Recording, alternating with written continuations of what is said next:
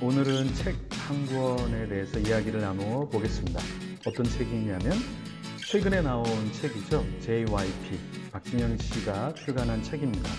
이 책은 어떤 내용이 담겨져 있을까요? 저는 이 책 내용이 반반 내용이 들어있다 이렇게 말씀드리고 싶습니다. 무슨 말이냐면 이 책 내용은 반반인데요. 자신의 인생에 대한 이야기를 반 정도 쓰고 있고요. 자기의 신앙에 대한 이야기를 반 정도 쓰고 있습니다. 무엇을 위해 살죠? 그러면서 박진영 씨 무엇에 대해서 많은 이야기를 하고 있을까요? 구원에 대한 이야기를 합니다. 그렇죠? 그런데 어느 정도 반 정도는 구원파에 대한 교리적인 내용이 들어가져 있습니다. 그러면 한번 살펴볼 때요. 먼저 구원파의 문제를 일단은 살펴보고 정말 이러한 내용이 이 책 속에 들어가져 있는가 우리가 같이 한번 살펴보면 좋겠습니다. 구원파에는 어떠한 문제가 있을까요? 첫 번째는 구원파는 이런 질문을 항상 던지죠. 언제, 몇 년, 몇 월, 몇 시에 구원받았느냐 이런 얘기를 물어봅니다. 왜 그럴까요? 왜 이런 것을 묻고 구원을 정말 받았는지 물어볼까요? 그것은 구원파는 믿음에 대해서 구원에 대해서 이야기하면서 기존 신자조차 구원받지 못했다. 믿음이 제대로 있지 않다라고 이야기하면서 그들 안으로 끌어당기고 그들 교리를 일반적인 사람에게도 집어넣고 사람을 바꿔놓는다라는 것이죠. 자, 이것은 어디에서 받은 영향이냐면 제침례교의 영향입니다. 제침례교는요, 유아 세례, 즉 어릴 때 믿음이 없이 받은 세례는 가짜라고 봅니다. 이 가짜 침례는 다 잘못된 것이기 때문에 다시 받아야 한다라고 말합니다. 이처럼 구원파는 구원의 확신이 없는 구원은 가짜고 다시 구원을 받아야 한다고 합니다. 굉장히 무서운 교리죠. 구원파의 문제는요, 구원파에 빠졌다가 회심한 정동섭 교수님이 계시죠. 그 교수님에 의하면 깨달음만으로 구원을 받는 것이라고 주장하는 점, 그것이 바로 문제라고 합니다. 자, 무엇이 문제냐면 내가 구원을 받았다. 그런데 너가 깨달음이 없다. 그러면은 이 구원에 있어서 너는 뭔가 문제가 있다라는 거예요. 왜 그러냐면 이 구원파는 자기들만이 갖고 있는 특별한 지식, 그 깨달음, 그것이 없다면 구원받지 않은 것이라고 이야기하는 것입니다. 그럼 그들이 말하는 깨닫는 것이 구원, 그것은 무엇을 의미할까요?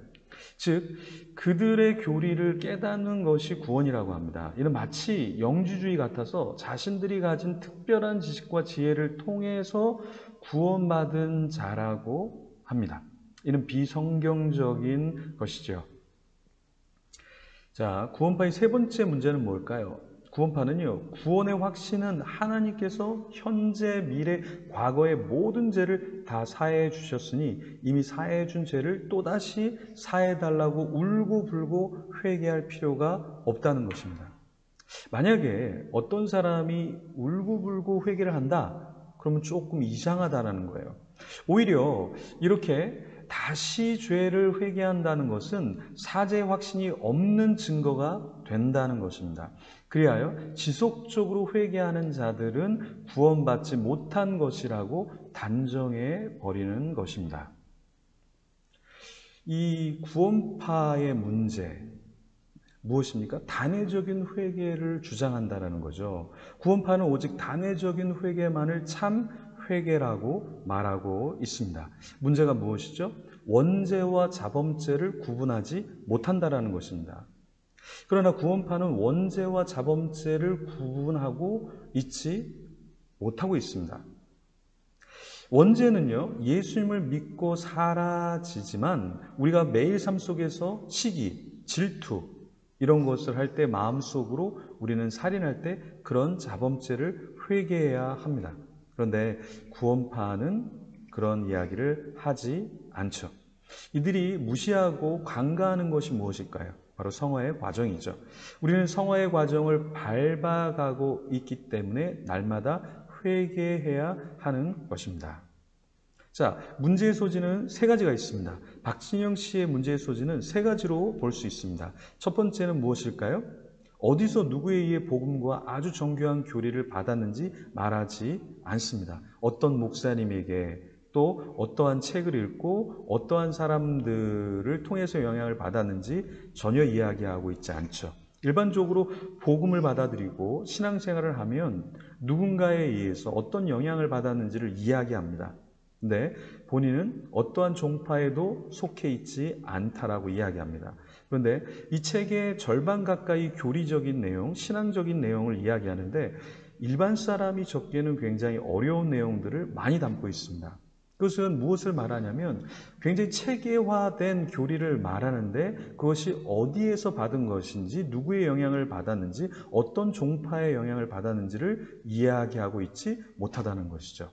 이것은 누구의 어떤 종파의 특징일까요? 한번 여러분들이 고민하고 생각해 봐야 할 지점입니다.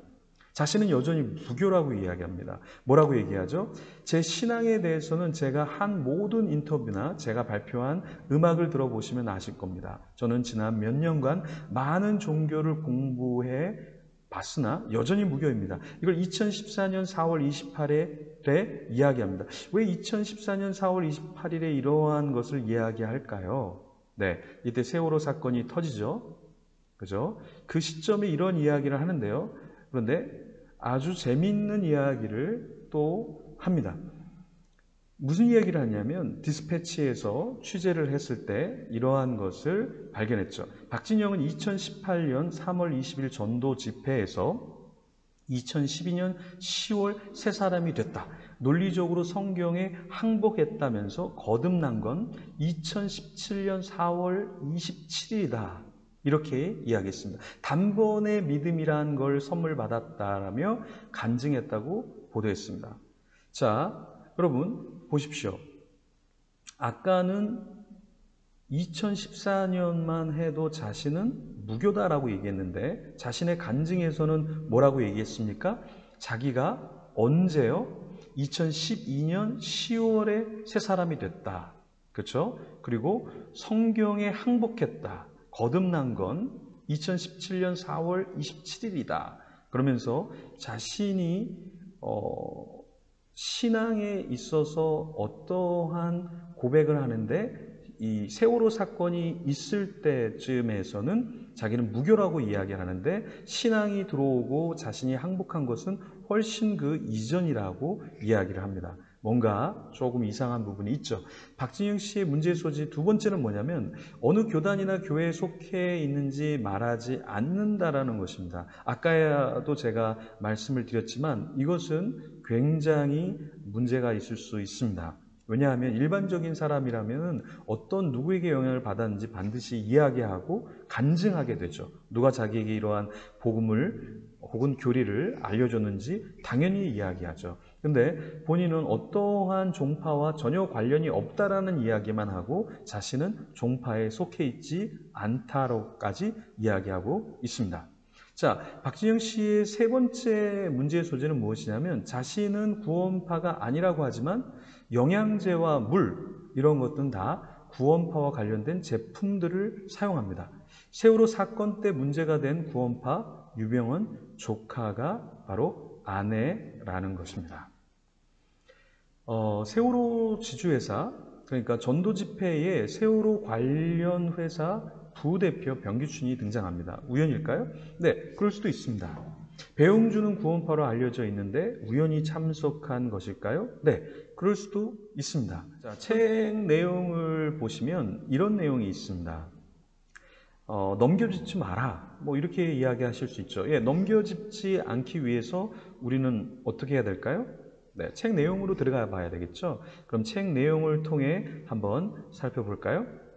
책 내용에 이런 네 가지 이야기를 합니다.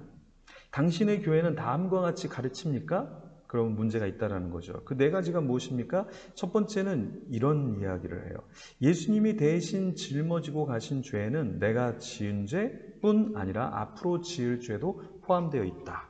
네, 어떤 면에서는 맞는 이야기입니다. 그런데 또 어떤 면에서는 반반 중에 한쪽 반만 이야기하는 거예요. 왜냐하면 우리가 지은 죄, 예수님이 당연히 지고 가시죠. 그런데 우리는 한 가지를 더 생각해야 하는 것이죠. 그것이 무엇입니까? 우리의 자범죄는 날마다 회개해야 된다는 거예요. 두 번째, 위 사실을 믿기로 결심하는 것과 마음에서 완전히 믿어지는 것은 다르며 마음에서 완전히 믿어지는 것을 구원이라고 한다.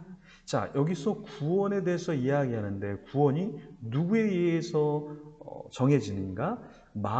내 마음에서 완전히 믿어질 때 그것이 구원이고 믿어지지 않으면 구원이 아니라고 합니다. 이 구원파에서 이러한 이야기를 하는데요. 구원이 어떠한 하나님과의 관계가 아니라 하나님이 주시는 것이 아니라 내가 마음에서 깨달아지고 내가 완전히 믿어질 때 그것이 구원이다. 언제 구원받았는지 모른다면 몇 시에 구원받았는지 모르면 그것은 구원이 아니다라고 이야기하죠. 근데 여기서 무엇이 관가되어 있냐면 성도의 견인. 내가 내 구원을 책임지는 것이 아니라 하나님이 나를 견인해 끌고 가시는 것이죠. 그리고 저도 자녀가 있는데 자녀가 부모님에 대해서 신뢰하지 못해요. 믿음이 없어요. 그러면 그 자녀는 자녀가 아닌가요? 그 자녀가 죄를 지으면 그 자녀는 더 이상 자녀가 아닌가요? 그 자녀의 믿음, 그 자녀의 삶, 즉 자녀에 의해서 구원이 결정될까요? 그것은 아니라는 것이죠. 자, 그러면 세 번째는 뭐냐면 세례는 마음에서 완전히 믿어진 후에 받는 것이다. 완전히 다 믿어진 다음에 세례를 받는다? 완전히 준비되어진 뒤에 예배를 드린다? 완전히 준비된 뒤에 설교를 하고 선교지를 나간다? 누가 그렇게 할 수 있을까요? 세례는 때로 믿음이 없지만 세례를 받는 그 때에 믿음이 들어오고 하나님의 영이 임할 때도 있는 것이죠. 근데 이것은 구원파에서 이야기하는 이야기죠. 왜요? 이러한 구원파에서는 믿음, 자신이 갖고 있는 믿음이 확실하지 않는다면 거기에는 문제가 있다라고 이야기를 하죠. 그렇지만 우리는 반반입니다. 지금 이야기는 맞는 말도 있지만 반은 틀릴 수 있는 이야기라는 것이죠. 우리는 세례, 어떠한 교육 훈련, 또 우리가 설교를 할 때도 설교가 다 준비되어서 완벽한 설교를 누가 할 수 있을까요? 그렇죠? 그거는 힘듭니다. 불가능하죠. 성화와 무관한 삶. 자, 구원은 착한 행실로 얻어지는 것도 아니요 나쁜 행실로 취소되는 것도 아니다. 네, 맞는 말입니다. 그런데 이 책에서는 한쪽의 반만 이야기해요. 계속해서 이 책에서는 무엇만 얘기하냐면 칭의적인 이야기만 합니다. 그런데 성경은 우리에게 무엇을 말하냐면 칭의와 또 다른 반쪽인 성화에 대해서 이야기하죠. 한번 우리가 구원을 받고 칭의를 받으면 그 다음에 우리의 삶, 성화의 삶에 대해서 이야기해야 돼요. 그리고 자범죄, 우리가 매일매일 짓고 있는 죄를 자백하는 그 삶을 성경은 말하고 있습니다. 그런데 구원파는 그러한 이야기를 하고 있지 않죠. 그래서 이 책을 읽으실 때 여러분들은 어떠한 균형이 있는가를 먼저 살펴보시면 좋고요. 네, 이 책이 잘 표현하고 잘 설명하는 부분이 있습니다. 칭의에 대한 부분, 믿음에 대한 부분, 구원에 대한 부분. 그렇지만 그것이 어떠한 교리와 굉장히 비슷한지 한번 생각해 보셔야 합니다. 자, 여러분, 제가 여기에 땡큐라고 했습니다. 그렇죠? 네. 그런데 이것을 제가 우연적으로 그냥 배열을 했을까요? 아니면 제가 의도를 갖고 있을까요? 제가 앞에서 포스트잇을 방향을 이쪽으로도 하고 저쪽으로도 하고 가운데로도 하고 여러 방향으로 했습니다. 우연적으로 그것이 계속 이루어졌을까요? 아니면 어떤 의도를 갖고 그렇게 만들어졌을까요? 이 책은요, JYP의 책은 한쪽 방향의 이야기를 계속해서 하고 있습니다. 또 한쪽의 이야기가 있는데 그 한쪽의 이야기는 하지 않고 반쪽의 이야기만 계속해서 하고 있다는 것이죠. 그러면서 구원에 대해서 두려움을 주게 되고 구원에 대해서 한 번 더 생각하기는 하지만 그것이 어떤 교리와 유사한지 한 번쯤은 여러분이 고민해 보시는 것도 좋을 거라고 우연적으로 제가 이 영상을 우연히 만들어서 여러분에게 이렇게 나누고 있습니다. 여러분 한번 생각해 보시면 좋겠습니다. 네, 또 다음 시간에 뵙도록 하겠습니다.